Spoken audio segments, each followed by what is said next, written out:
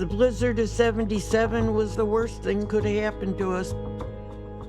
Bad blizzard is what brought those barrels up. More than 150 inches of snow has fallen so far this year, almost 4 times the normal average. What it adds up to is the worst storm of the worst winter in the city's history.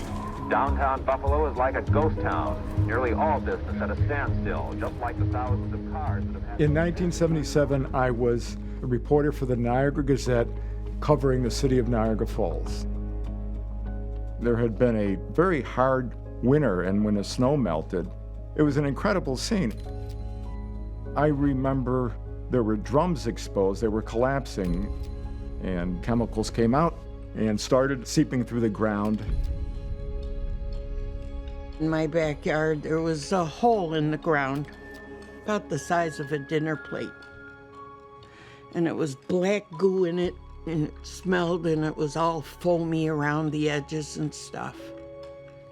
And as the days went on, that hole kept getting bigger and bigger.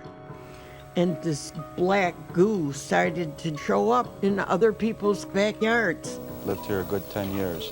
And they try to tell me that it's tar, but nobody's been around to check it. They said, oh, how about digging it up? I've tried to dig it up. It's just way down deep, and it's all over the backyard. It's in the side of the field. It's even in my neighbor's backyard.